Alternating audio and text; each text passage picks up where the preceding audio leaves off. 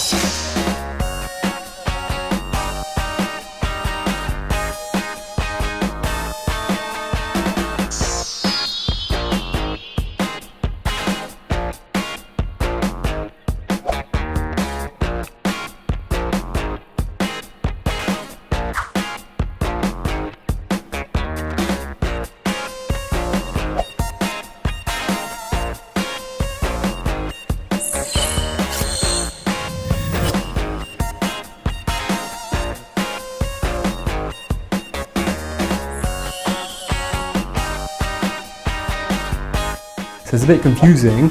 They have bars, so make sure that you get the ones with bars that are complete. If you see some that have disconnected bars, then perhaps don't go for that. If you want to get something unique, then by all means proceed with that.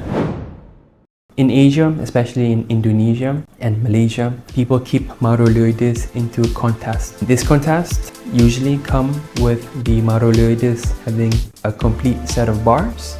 Depending on the variations as well, you can find from 3 bars, 5 bars, and up to 7 and 9 bars as well. At a young age, it's very difficult to distinguish whether you can have the white spots, as these white spots will normally come during juvenile. There's a lot of ways and methods you can use throughout its progress from being baby to juvenile to adult that can help enhance its coloration and the white spots, also known as Bunga. Bunga is an Indonesian Malaysian word which means flower. So flowering is actually the white spots that you can see from the sides of your Marulioides. There are 2 different spots on their sides. One is actually a highlight, and normally this is observed during its juvenile years. Right after the juvenile years, the white spots turn slightly matured And so this creates another wider spot from that highlight white spot that had appeared before. So normally a Marulioides that has complete bars, a lot of bunga, enhanced color in its red or yellow are usually sold at a higher price, much valuable.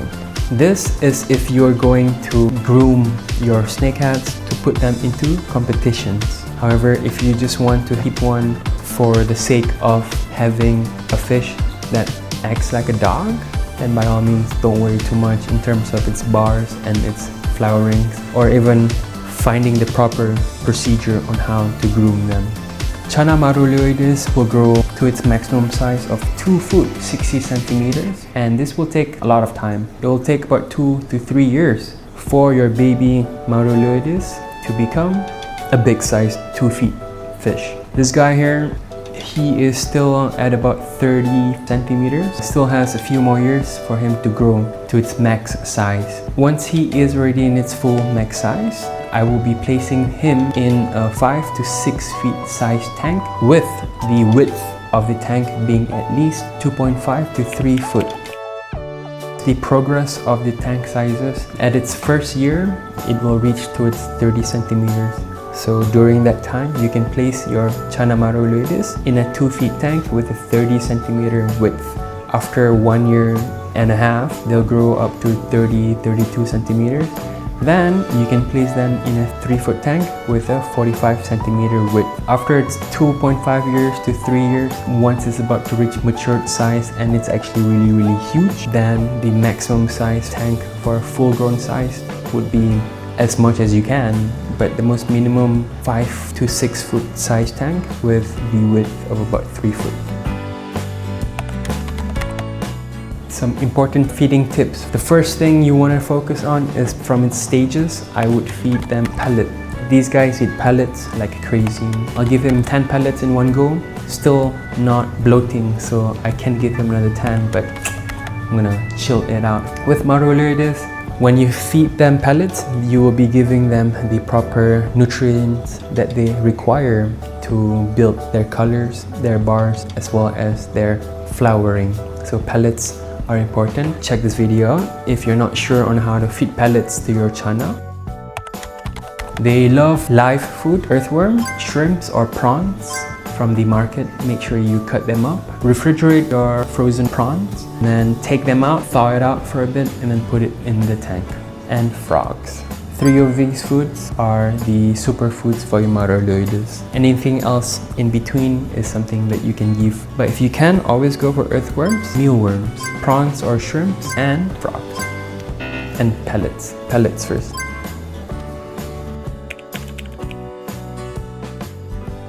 Highly recommended, but using sparingly. You don't want them to get used to eating live food. They eat live food in the wild. It's just that here at home, you have to control their diet so that one, they don't get sick too fast. Second, you can maintain the water quality. So live food, when they eat live food, they will poo a lot more.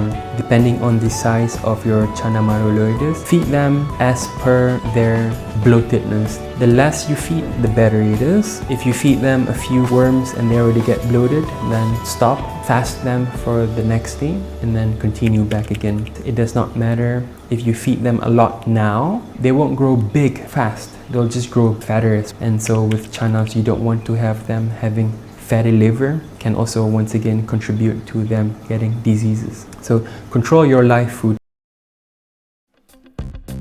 Red variation, go for the black background. The yellow variation, I would advise to go with red sand and white background. However, with my yellow variations, I've played a few already. Like you can see here, this current tank, he's placed in a black background with red sand. His yellow color is still enhanced. It does not seem like he's losing it.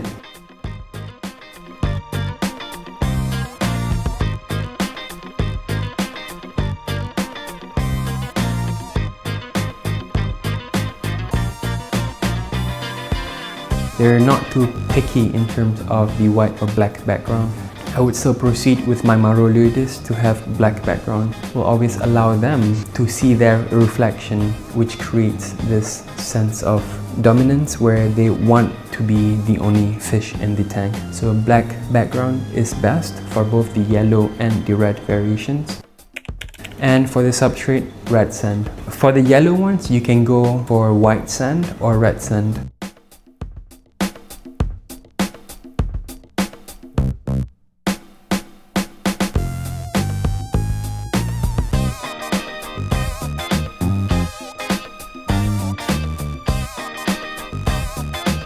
I've noticed that when you give them red sand and you feed them, the yellow variations can turn orange. If you're interested more in this, let me know right down in the comment section below. I'll be releasing a video in regards of that approach.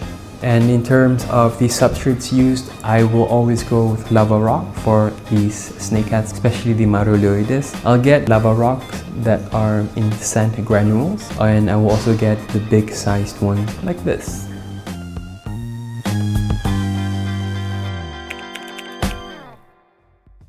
Once it reaches 25 centimeters, you can start feeding frogs already. Frogs are a great source of protein compared to crickets. Of course, frogs will have more value, more calories. They will be bloated faster. The next few days, you don't have to feed them after feeding frogs for your 25 centimeter Marulioides. But this guy here is 35 centimeters. I'll feed him 2 frogs in one go. The next day, the stomach goes back to normal. The next other day, and I'll feed him. If you feed them once a week or twice a week, they're okay. They're not okay if you feed them 7 days a week, every single day, every single hour, because you love them or you want them to grow fast. They're not okay with that. You're gonna destroy the water quality, you're gonna give them a lot of diseases and also their untimely death. Don't feed them with love, feed them sparingly. Especially your Marulioides, you kind of want them to survive in the long term.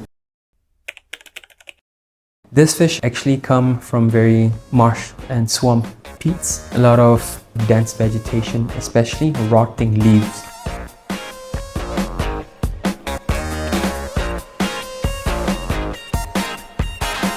In terms of the environment for the Marulioides, keep them in a pH of about as low as 5 is okay. 6 to 7 is just nice. One thing about Marulioides that stands away from most Channa is that you have to put them in very thick Indian almond extract. I'll tell you guys more if you're interested on the effects of the Indian almond extract for your Channa snakeheads. General rule, put a lot. If you think you've put a lot already, go ahead and put some more, because they're okay. Generally speaking, grooming your Channa Marulioides would have to put them in very thick Indian almond to the point you cannot even see them. We can see him in right now. If you put it, it'll be so brown that you can't see him at all. And that is the best way to groom them in the stages where it matters, especially in trying to get their flowering up.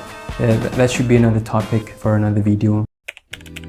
General lighting principle, Marulioides will look best under soft, warm, low to moderate light. They come from blackwater, murky, lowland rivers, so they're not naturally exposed to bright light. Too bright lighting can wash out their colors, stress them, make them hide more often. Yes, they are found in very sunny places. However, the environment is often covered with a lot of dense vegetation, leaves, and roots from the wild. So my recommendation is to leave your lights on for 6 to 8 hours, no more. The intensity should be around 20 to 40% of the typical planted tank brightness. So you can use your aquascaping lights, however not the ones where it is really high lumens. Sunlight is okay. However, if you have a lot of dense cover, then sunlight would be good. The UV light does contribute towards the flowering of your Channa Maru. However, it has to be on with a timer. Too much bright light can hurt your fish as well as negatively impacting the colors of your Maru. Sunlight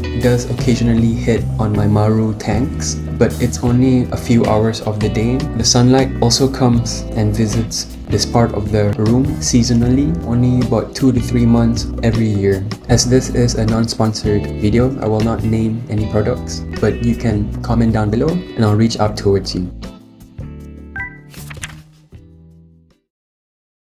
In terms of filtration, go with a sponge filter, very minimal flow.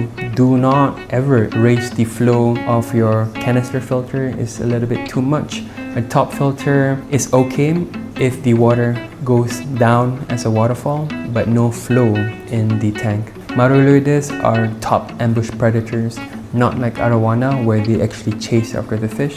Ambush predators will wait and at the right moment eat their prey. When you put a canister tank because someone told you that and now you're using it, perhaps don't go for that, especially if you're not able to fit lid on the tank because these fish jump. Filter system, a sponge filter is just more than enough. You might have to do a little bit more water changes, but I'm going to tell you one thing. My Channa Marulioides, sometimes there goes a month and a half where I don't do water change. Yes, the water stank in that moment, but they're still healthy. There was nothing, no illnesses that were observant in their body, though I did water change immediately after that period. In the next few days, they were still back to normal and active and healthy. So Channa Marulioides are actually quite these hardy fish. You don't need high functioning canister filter. It does its job, too good, and you don't need that for your Channa Marulioides. And never go bare tank, meaning just tank without any decorations or any substrate on the bottom of the tank. This is not advisable because these snakeheads are actually camouflage fishes. So if you put them tank that has no red substrate, bare tank, they will also adapt that color. Then your red Barito or your Yellow Sentarum might not show its color. It might go to its pale color. I released a video about the Marulioides almost a year ago, so I thought I would create this update. I hope you guys learned a few things in terms of how to take care of your Channa Marulioides, both the red or the yellow variations. I'll be releasing a video on how to flare up your Channa in the coming weeks. If you don't want to miss that out, subscribe to my channel, hit that notification bell so that every time I release something, you'll be notified. Like this video, comment down below for any inputs that you guys have or any questions that you guys face throughout my videos as well. I'd love to answer those questions for you guys. So yeah, here is 1 year of me being a YouTuber in Jamal's Tube, Cruise Rising Soul. Thank you very much to all my 670 subscribers. You guys mean a lot to me. You guys made it worth it, and I will still continue on this journey. So I'll see you guys in the next video. Peace.